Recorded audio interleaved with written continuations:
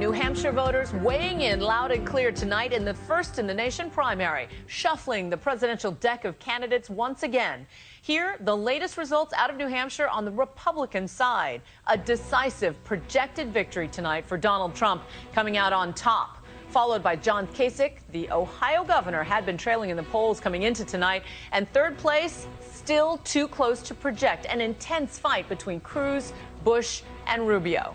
Exit polls coming in from New Hampshire with 2/3 of Republicans voters saying they support Trump's call to temporarily ban Muslims from entering the United States. And on the Democratic side, after a razor-thin loss in Iowa, Vermont Senator Bernie Sanders pulling off a solid victory tonight. Exit polling showing among voters under the age of 30, Sanders beat Clinton by a colossal margin. We have team coverage, of course, on this pivotal night, and we start with ABC's Tom Llamas, who's at Trump headquarters. Tom. Juju, good evening. A wild scene here in Manchester. Donald Trump took the stage at his victory party here and just said one word, wow. And the crowd fired back at him, build that wall, build that wall, build that wall. Clearly, Donald Trump's message on immigration, on the military, and helping out veterans resonated here in the Granite State. He wins first in New Hampshire, something he couldn't do in the Iowa caucuses. He told New Hampshire voters that he loved them and that he was on his way to South Carolina. He also predicted more victories ahead.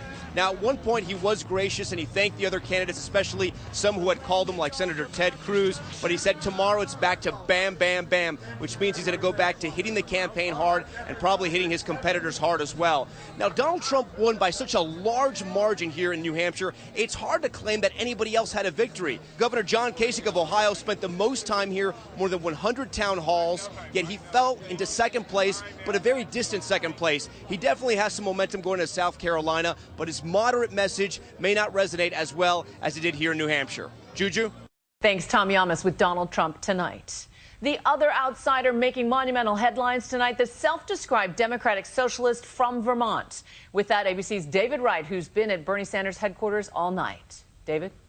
Good evening, Juju, from Bernie Sanders' victory party. The crowd here definitely feeling the burn. Big victories tonight for Sanders and for Trump. Both candidates, in a way, flip sides of the same coin, railing against a system that they say is rigged in favor of special interests. One of them railing against billionaires, the other a billionaire himself. There really is only one word to describe tonight's results. Say it with me: huge. Oh, wow. Donald Trump is projected to win the Republican primary. The Democrats, Bernie Sanders, who celebrated tonight by playing hoops with his grandkids. Moments earlier, Hillary Clinton had called him to concede defeat. Because of a huge voter turnout, and I say huge. The huge question now, does either of them have a path forward to the nomination? We're going to win in South Carolina. Let's take them one at a time. Donald Trump is seen favorably by a decent portion of Republican primary voters, but it's far less than, say, Marco Rubio or Ted Cruz. And as candidates drop out, we should see some of the other candidates be able to coalesce a larger section of the Republican vote and then probably be able to win the nomination. That's why in the Republican race, the silver and even the bronze medal were just as hotly contested. Tonight, Governor Kasich came out of nowhere and is now projected to take second. How could any man be so lucky, huh? To have all of you. Tonight, third place, still too close to project between Rubio, Bush. You all have reset the race, and for that, I am really grateful. And Cruz. And the exact results are unknown. But right now, it appears that we are effectively tied for third in the state of New Hampshire. Each vying to remain viable in what's being called the establishment lane, hoping to topple Trump in the contest to come. New Hampshire voters are well known to procrastinate when it comes to making up their minds. That's how we are in New Hampshire.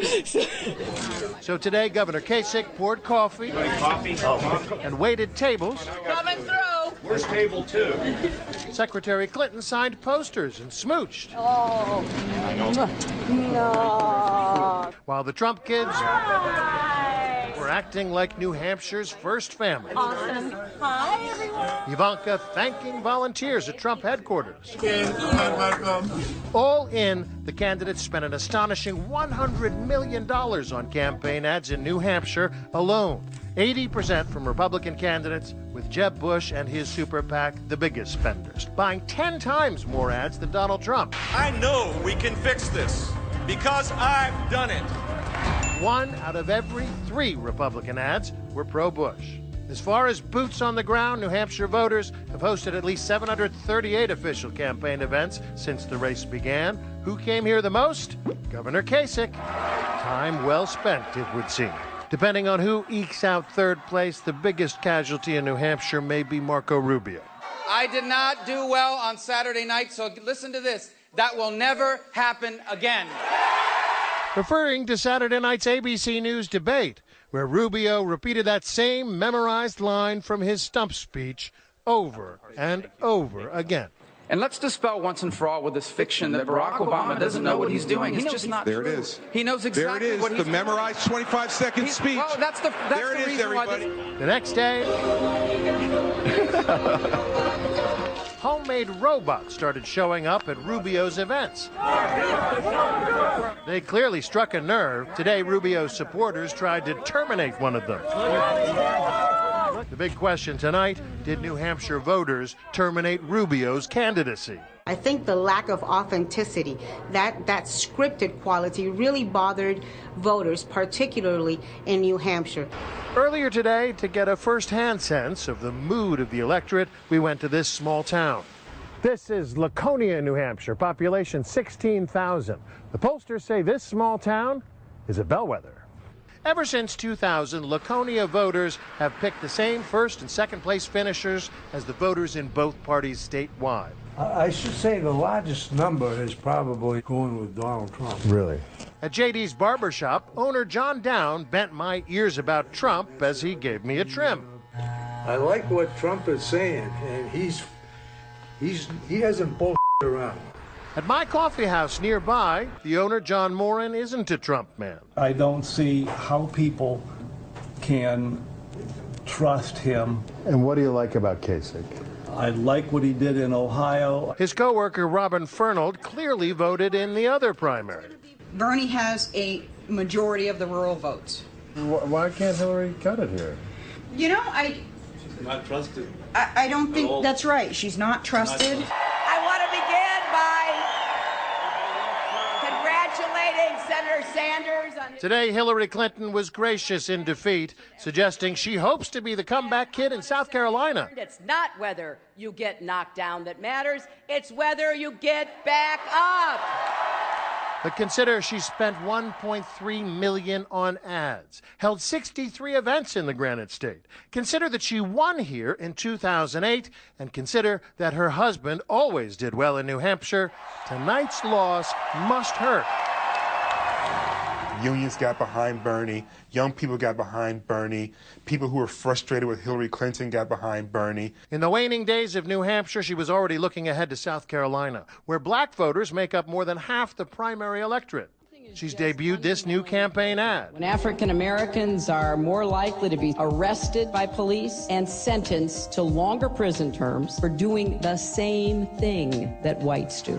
Despite her huge loss in New Hampshire, the odds are ever in her favor moving forward in these Hunger Games. Remember, Iowa and New Hampshire are very white states. Hillary Clinton polls very well among African Americans. And South Carolina is going to be a real test for Bernie Sanders. Can he come anywhere close to Hillary Clinton in that state? If he can't, it's probably good night for him. Taken together, the Trump and Sanders victories suggest an electorate fed up with politics as usual. Does the rest of the nation share New Hampshire's evident frustration? Stay tuned for South Carolina and Nevada next. I'm David Wright for Nightline in Concord, New Hampshire.